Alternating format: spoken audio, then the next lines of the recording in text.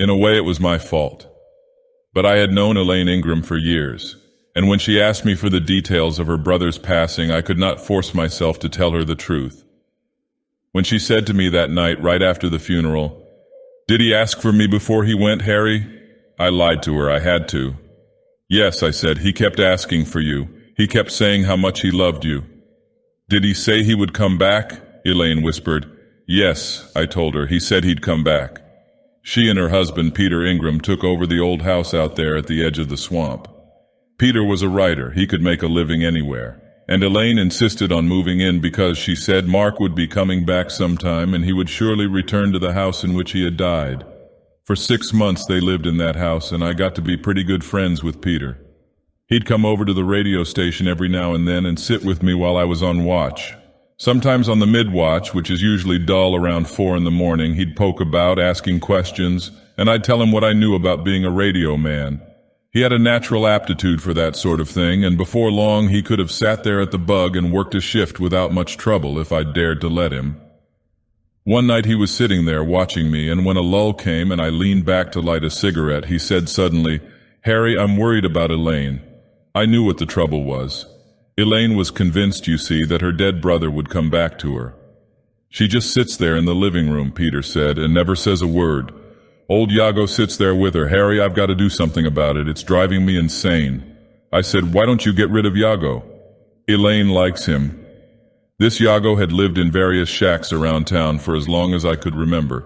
He claimed to be a Seminole Indian. He drank a lot, and folks said he was queer. Whatever he was, Elaine had taken a fancy to him and hired him to work around the place. And now he was living there. "Harry," Peter said, "I've got to convince her that she's wrong, that the dead don't come back. But she won't talk to me anymore. If I sent Iago away, she'd just go deeper into those damn books of hers." I thought it over for a few days, and one day I said to him, "Why don't you read up on spiritualism? You can't expect to argue with Elaine unless you can talk her language. Study the stuff for a while and you'll be able to pick the holes in it." He was fooling with an old amplifier which had been lying on my desk. He looked up at me, stared a moment, then nodded. I didn't see him again for 2 weeks. Bill Macy said to me one day, "What the devil is Ingram up to?" I was in the post office this morning and there were 6 boxes of equipment from the Beacon Radio Company addressed to him. I thought he was a writer. "The poor guy's got to have a hobby of some kind," I said. "He's lonely." But that night, to satisfy my curiosity, I figured out an excuse for calling on him and drove over there about 9 o'clock. It was a black night, and when the nights get black in Florida, they're like ink. I drove slowly because the road was bad, and I could hear the frogs grunting in the swamp all around me, and after a while I saw the lighted windows of the house. You can't imagine a house in a place like that unless you've lived in Florida and seen some of the leftovers from the boom. This place was enormous. It had about 12 rooms and looked like a small hotel, very ornate and elaborate, and yet it was the only house for miles around. As I remember, some wealthy chap from New York figured the town would grow out that far, and sank a small fortune in the house and then realized his mistake. He put it in the hands of an agent who couldn't sell it, because who would want to live miles from civilization on the edge of a swamp filled with snakes and gators and bugs? So the agent rented the place to Elaine and Mark and their mother. This was before Elaine married Peter Ingram, and I think they paid $20 a month for it. Then the mother died and Elaine was married and Mark stayed on alone. He was a radio man and a good one, but that house did something to him. We at the station noticed the change in him and begged him to move into town, but he bought a lot of books and told us to mind our own business. He gave up his job in August. Bill Macy relieved him one morning at 8, and he said to Bill, "Tell Crandall I'm through." Just like that. When I heard it, I went out to the house and begged him to reconsider. I told him it was unfair of him to quit like that without giving me a chance to get a man to replace him. He stared at me, and there was a queer, dull light in his eyes, and his eyes never blinked. "I'm sorry," he said, "but I have work to do." For a month I didn't see him. Then the rumor spread around that he was sick, and I went there to find out. He was sick all right. That queer, dull light in his eyes had become a wild glare that scared me. He looked half-starved and had a raging fever. I drove back to town and got Doc Wendell. And that night, while Doc and I watched over him, Mark died. Now Elaine and Peter and old Iago had the place. And when I climbed out of my car that night, Iago opened the door to me. "Hello," I said. "Is Mr. Ingram at home?" Iago nodded, and I followed him inside to the living room. It was an enormous room with a big fireplace and a lot of musty furniture, and Elaine was sitting there reading. Iago limped over to a chair near the fireplace and paid no more attention to me, and Elaine looked up and said, "Hello, Harry." "I've got a swell story for Peter," I said. "Is he around?" "He's upstairs." She didn't get up to go after him, but just sat there staring at me. She was a good-looking girl, Elaine, a little bit on the short side, but slim and trim with very even features.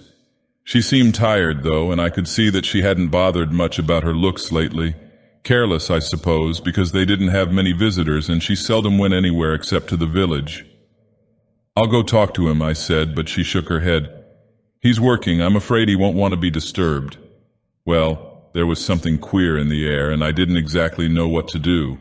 I could have laughed it off and gone up to Peter's workroom anyway, but something in the way Elaine was looking at me gave me the creeps.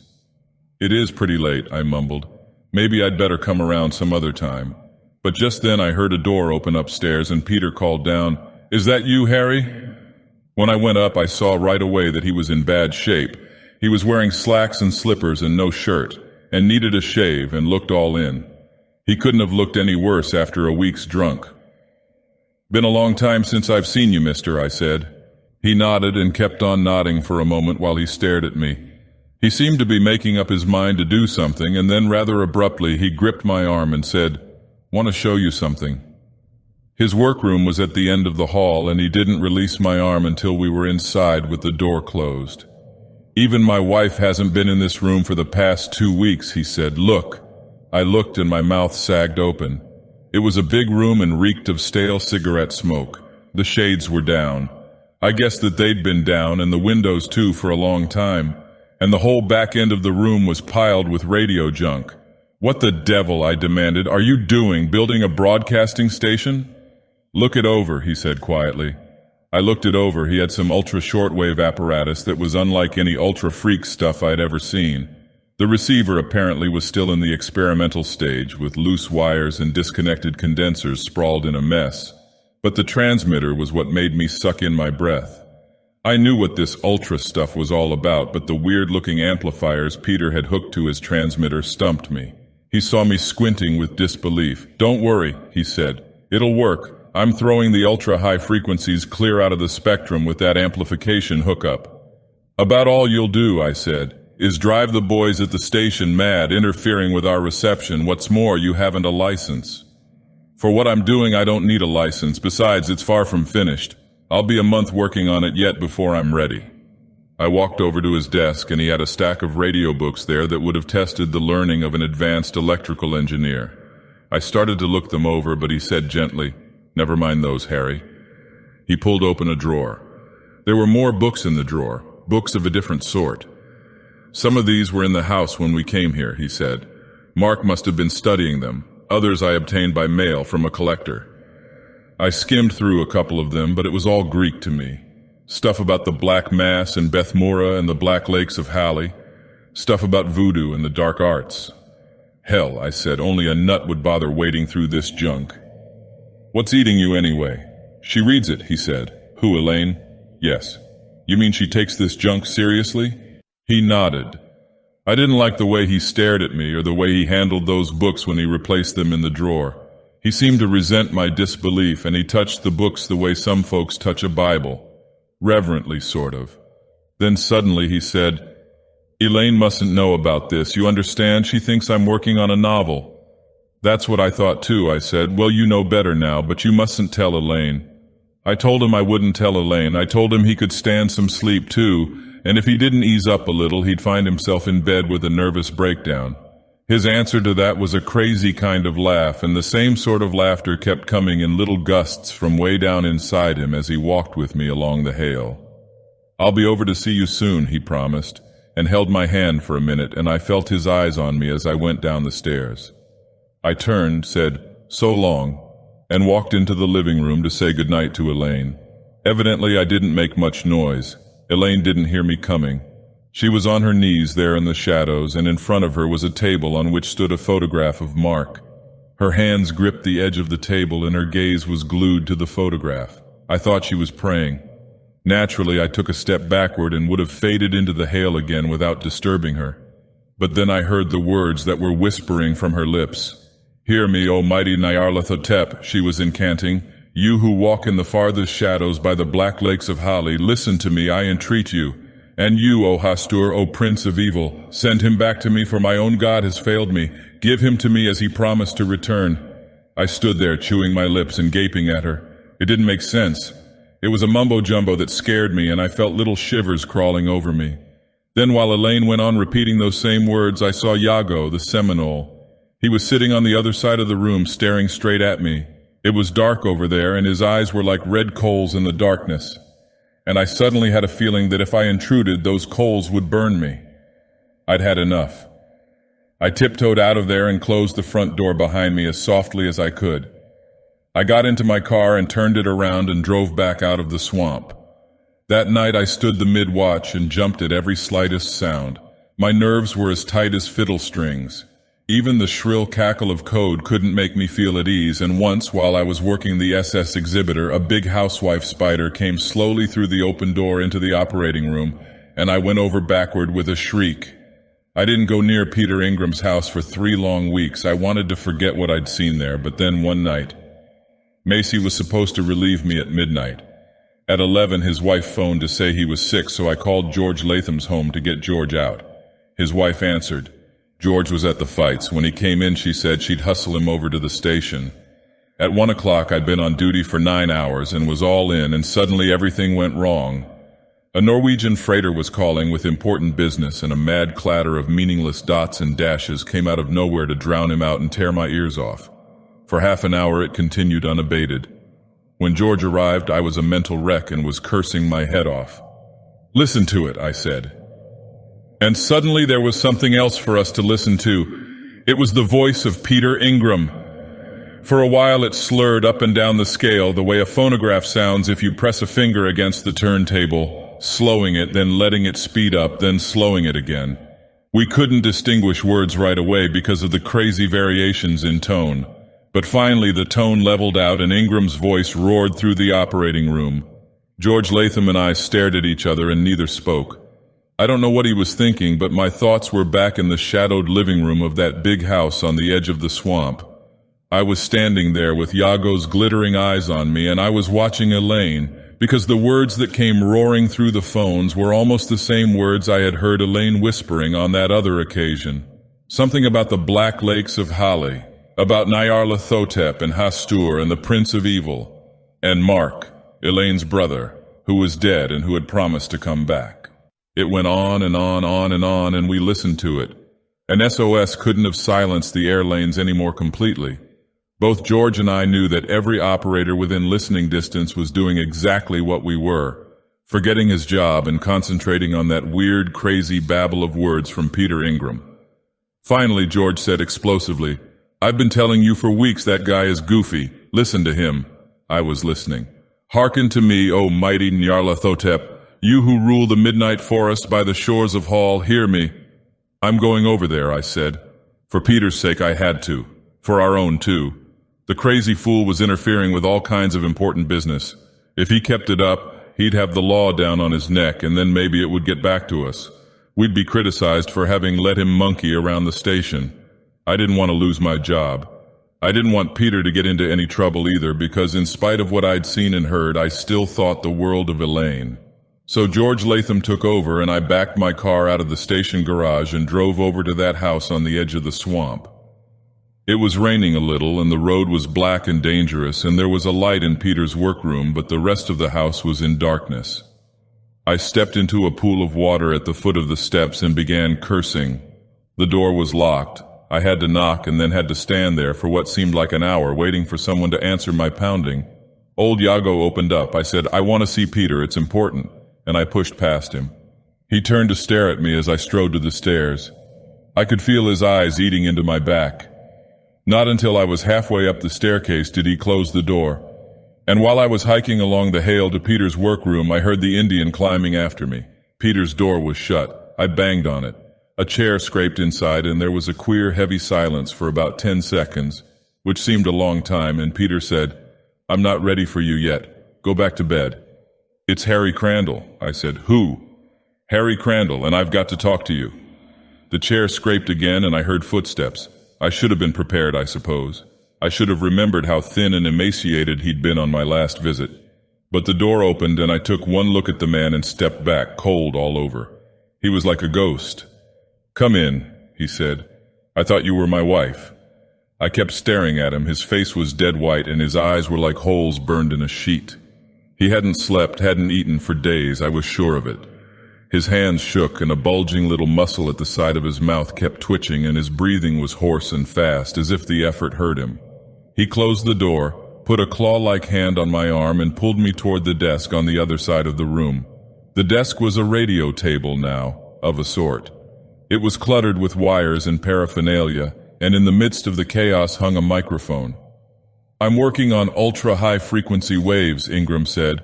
"This outfit here," and he pointed to the transmitter, "is a special apparatus for throwing the signals outside the known spectrum."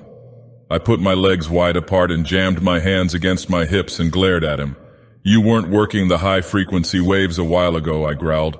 "You raised hell with everything on the Atlantic coast." "I was experimenting then, probably had some parasites. That's ironed out. Now I'm ready to begin." I glanced over his apparatus. I'm no Marconi, but I know enough about radio to know that ultra-high-frequency stuff is all in the experimental stage and damned deep. Evidently he'd been doing a lot of reading, but the book that lay open beside the microphone was not a radio book. It was one of those tomes from the desk drawer and was full of stuff I wouldn't want to read unless I were good and drunk in broad daylight. Queer formulae, queer names, rituals, all that stuff. Necromancy, I guess you'd call it. And some of those formulae, if I know my languages, were in Arabic. "This," I said, "is what you were sending out over the air?" He nodded. His hand was pawing my arm again, pulling me aside, and there was an odd expression on his face, a queer twist of unholy anticipation, as he lowered himself into the chair. The hand that closed over that microphone was as thin and bony as the fist of a corpse. "Listen," he muttered, "I'll show you. But don't worry, I'll not interfere with the station. What I have to say will go out where no human words have ever gone before. I've worked for weeks to reach out into the void. Tonight, just before you came, I had an answer." "An answer from what?" I said, frowning. "I don't know yet, but now—" Well, I stood there and listened to him, and before many minutes passed, I was cold as ice and afraid. I'm a sober man. I've stood many a midwatch alone, with wind rattling the windows and rain hammering a dirge on the station house roof. But the words that whispered from Peter Ingram's quivering lips scared me. It was the same old stuff at first, but the ghastly eagerness in Ingram's half-mad face made it different. The guy actually believed he was talking to someone. You could tell by his eyes, by the way he glued his mouth to the mic. He mumbled Arabic, then went back to English. "Listen to me, O Nyarlathotep, O ruler of the darkest dwelling places of the far departed. Hear me in the name of the twisted ones who crawl through the halls of hell. Hear me in the name of her who suckles the legless children of the vast lake of Hali. The mass is midnight black, and crimson blood flows from the wounds of the gods I have denounced. Take me to thine own scaly bosom and hear my prayer. I was an unbeliever, O mighty one. I sought thee first with ridicule for my wife who believes in thee. I would have proved to her that there was no life after death, no hope, no return for the departed. Now I would bring the dead back to her, and this is the night. This is the night I have awaited, O Prince of darkest dark. He died when the wind wailed as it does tonight, and when the storm gathered. Tonight the way is open." Peter Ingram wasn't talking for my benefit. He didn't even know I was standing there watching him, listening to him. When his voice trailed off, he still sat there, gripping the mic, and his hands were shaking, and beads of sweat dripped from his wasted face and splashed on the open book in front of him. The room was still as a tomb. The rain whipping against the window seemed to make no sound, and wind whining around the house had no voice. Not for me. My heart was sledging, and I was cold and scared. Something here was all wrong. In a kind of daze, I realized that. Weeks ago, Peter Ingram had dug his teeth into a study of this stuff in order to prove to Elaine that she was wrong in her beliefs. He'd been determined then to convince her that her dead brother never would or could come back. And now he believed all that she believed and more. The man was mad. "Listen," I mumbled. "For God's sake, stop this business. Forget it." But he was whispering into the microphone again, paying no attention to me. "Send him back to her, Almighty One," he pleaded. "It was on a night like this that he died, and on his lips was a promise to return. Grant him that dying wish this night. Let him return." Suddenly he stiffened, sat there with his eyes closed, and began to tremble from head to foot. I took a step backward, staring at him. "Listen," he shouted. "Listen, Elaine, an answer. I swore to you I'd get an answer, and I have. I am." Well, I didn't hear anything. I told them later at the police station that I did not hear anything, and I repeat it here, so help me God, I didn't hear anything. Peter Ingram sat there, sucking breath and gasping it out again, and I stared at him, and that was all. For about 1 minute, one endless, horrible minute, that was all. Then I did hear something downstairs. A door opened. The wind hurled it shut again, and glass broke, so I knew it was the front door. Then I heard footsteps. They weren't the kind of footsteps you'd have made or I'd have made. They were heavy, house-jarring thuds that rattled the walls and shook the floor on which I was standing. They were slow, plodding steps. Someone down there had come in by the front door, which was locked, and was walking along the hall. Someone huge, heavy. My mind flashed to a picture of Frankenstein's monster striding in out of the storm. Peter Ingram swung around in his chair and stared at the door. The door was closed. I think now that Peter expected the thing downstairs to come up and open that door, to come up in answer to the words he had mumbled over the mic. But Elaine's room was downstairs, and the thing strode along the hall down there, and I heard a door clatter open, and then a woman was screaming. God, that scream! The sound came wailing up to us, shrill as the zero shriek of a hurricane. It ripped and slashed its way through the whole house, drowning out the yammer of the rain, the voices of the storm outside. For one long, ghastly minute it continued unabated, and then it became a hideous gurgling sound, and I heard something else mixed up in it. I heard a guttural snarling voice and a sound of human bodies thrashing about in a death struggle. The voice was a man's. "Damn you," it bellowed. "You left me alone. You left me here to rot. Damn you." And then the voice became a grisly peal of mad, maniacal laughter, and the woman's screams were silent. About that time I reached the door of Peter Ingram's workroom and got the door open and went stumbling down the hale toward the stairs. And the voice was still hurling out bursts of triumphant mirth. It was dark down there. I think I yelled out, "Elaine, I'm coming, I'm coming." But I'm not sure of that, or of certain other things either. I do know that a scurrying shape sped along the lower hall while I was descending the stairs. That shape was whimpering and sobbing like a frightened animal, and it rushed to the front door, which was open, and it vanished into the night. It was Iago, the Indian. I do know, too, that Peter Ingram stood there at the head of the staircase and kept shouting, "They answered me, Elaine, they answered me." But Ingram was crazy. The doctors said he was crazy. Anyway, I got to the bottom of those stairs and found a light switch and went stumbling along the lower hale to Elaine's room. The door was open, and I would have rushed in if the light hadn't shown me what awaited me. The room was a shambles. Chairs were overturned, and the bedclothes were all over the floor, and the floor was red with blood. Elaine lay in a crumpled, twisted heap against the legs of a dressing table. I didn't have to go any closer to know that I couldn't be of any help. I could see her face, her throat. Something with unbelievably powerful hands had torn her. I backed out over the threshold. I turned on all the lights and staggered to the foot of the stairs and stared up at Ingram, who was still up there, waiting. "Come down," I mumbled. "For God's sake, Peter, come down here." But he just stood there, gripping the wall with one hand, the banister post with the other, and he kept shouting, "I've had an answer. Tell Elaine to hurry. I've had an answer." I left him there. I staggered out of the house and got into my car and drove to town. When the police went there, about half an hour later, they found Ingram pacing back and forth along the upstairs corridor, enraged because his wife would not go up to him. And they found Elaine in her room downstairs as I'd left her. Later they listened to me, and I told them exactly what I've told you, and they stared at me and exchanged glances and said firmly, "Iago is the man we want. We'll find him." They didn't find Iago. They haven't yet.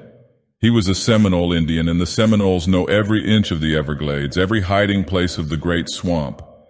Iago will never be found, and perhaps that's best.